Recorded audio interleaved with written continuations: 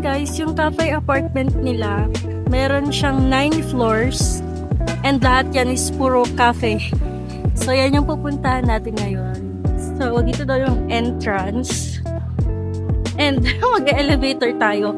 Gusto ko mag-coffee hopping, so maybe let's see muna yung first floor. Okay. Ah, pero ¿qué es el elevator? Sí. Sí. No, no, pero...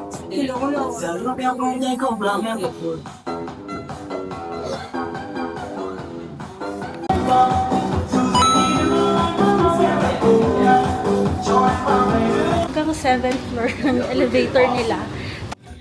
So, lang nila guys.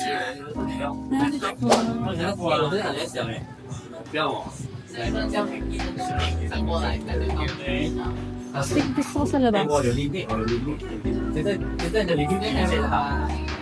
Sa labas tayo. Binigyan ako ng menu.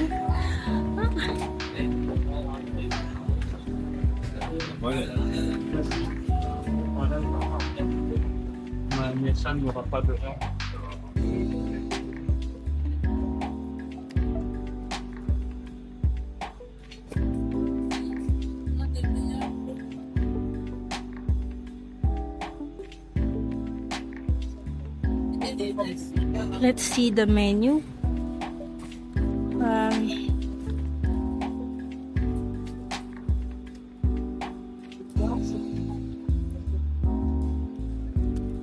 Actually guys, nagugutom na ako eh. Gusto ko to, fries. Kahit for breakfast lang. Then mura lang din yung cake nila. Wait.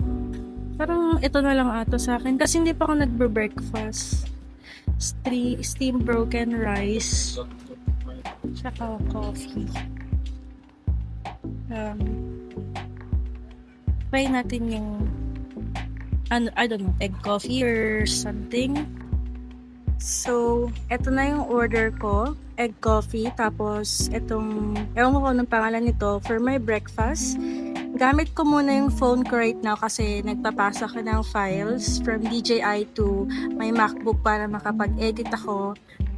Actually, yung gagawin ko ngayon, mag-edit. Gutom na ako, hindi ko na maghihintay yung DJI ko. So, I'll get muna. Kala ko yung sauce suka, patis pala.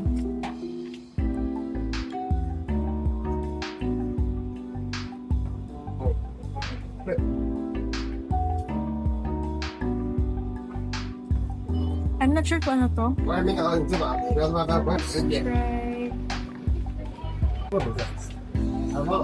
全是见的人正好赶上谁，一心罗来，他爸不得出国吗？他送我他爸。 Yung foamy niya.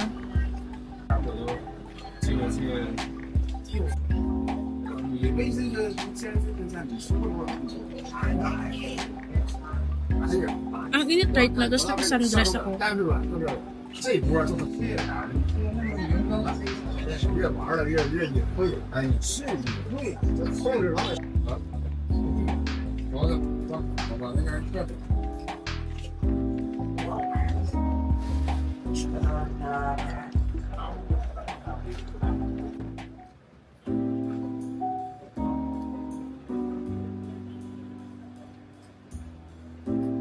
Mamantika niya.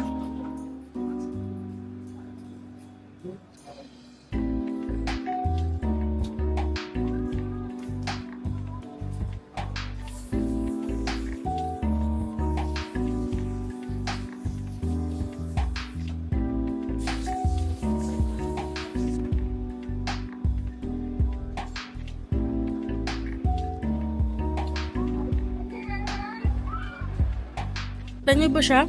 Grabe, ang mamantika niya. Ito yung egg coffee. And then, mag-e-edit ako. This is my view sa 9th floor. Actually, marami kami dito sa taas kanina, pero bumaba na sila.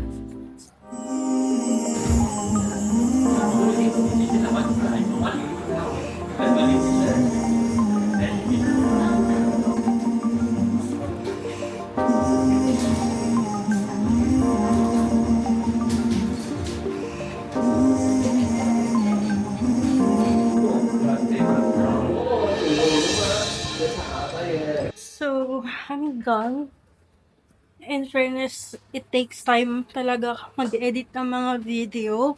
And since nasa 9th floor ako, try kong i-check yung 8th floor kung anong meron doon. Like, kung anong coffee shops. Bale, yun yung balcony na yun. Hello! Tea and coffee. Ayun nga, pares yung napuntahan tong coffee shops sa 9th floor and 8th floor. So, currently nasa 6th floor ako.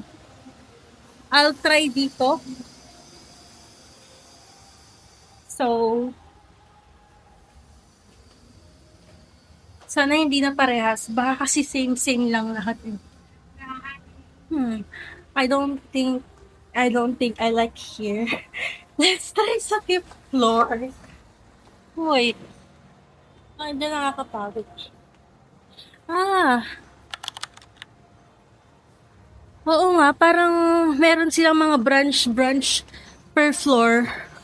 Kaya siguro ganun. So, since 6th floor na to, try natin sa 5th floor. Sana meron ng okay na food dito. This looks poshy. I want here. Sa Meraki Cafe. Okay, this is Meraki Cafe. And then dito, ano dito? Let's see. Gusto ko yung good ambience. Artisan. Okay, I think mas cute sa Meraki. Let's try here. Meraki Cafe. Parang daming tao ah. Xin chào. Punuan sila doon. So, dito na lang ako sa gilid. Sa corner.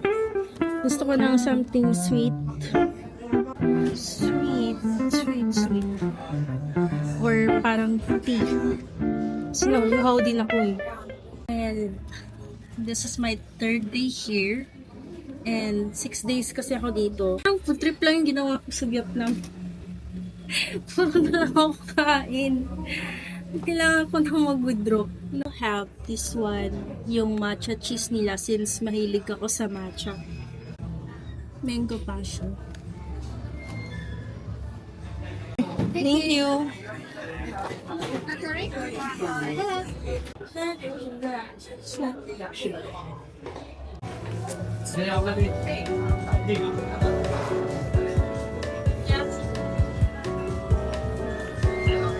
So, mamaya ko nakakainin yung matcha. Ito, cheese matcha kapag meron na yung smoothie ko. And, hindi ako binigyan ng receipt. So, I'm not sure if may wifi sila. Still editing. 32% na lang ako. So, kaka-uwi ako mamaya after malobat ng MacBook ko. Binigay na yung order ko. I have the matcha cheese. Tas yung mango passion na smoothie. Masarap yung mango passion smoothie nila. And then yung matcha cheesecake. To be honest, so lang siya for me. Hindi ganun kalasa yung matcha.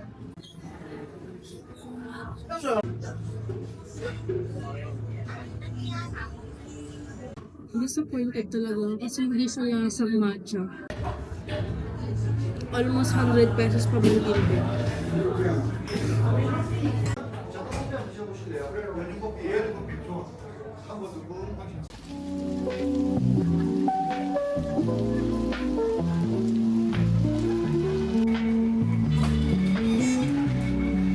So, update.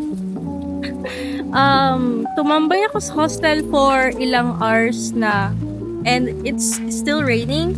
Umuulan pa din. So, hindi na talaga ako makakalabas.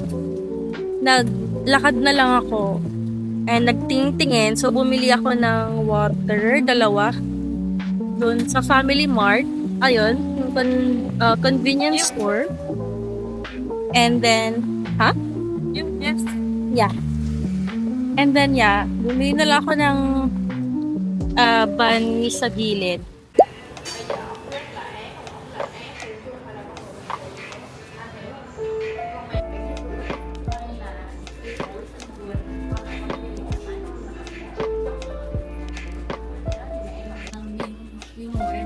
Actually, hindi ako sure kung na-rip off ako dito sa banh mi na to kasi yung unang sinabi ng bata is 17,000 tapos naging 45. So, I've got masala chai and then yung curry gravy and then yung mga sides tsaka chicken biryani.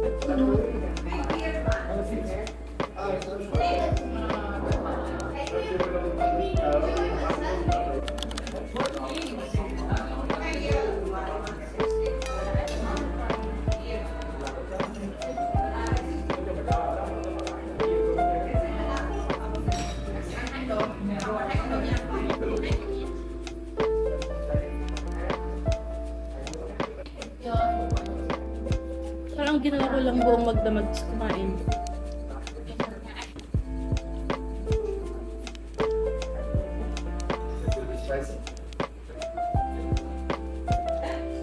Fairness, masarap yung biryani nila.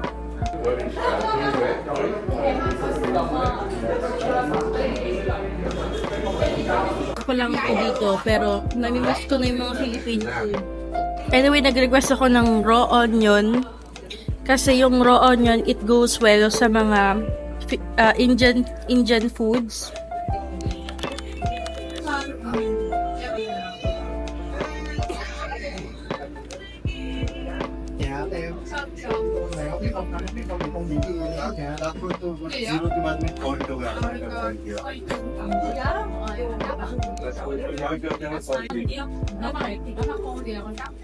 April ako nagna-knife tsaka pork sa biryani. Naka-judge mo na ako. Yan, so pauwi na ako. And super busog. Buti na lang di na umuulan. And buti na lang malapit lang kinainan ko sa hostel. And tomorrow, definitely, I need to withdraw.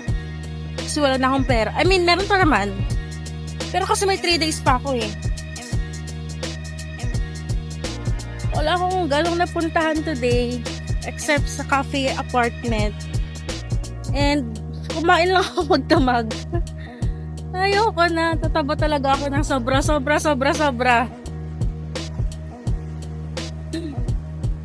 Tapos, may work pa ako bukas and everything. Actually, gusto kong magpa-massage. Pero maybe sa last day na lang. Hindi ko na alam kung anong sasabihin ko kasi wala akong pinuntahan ngayon.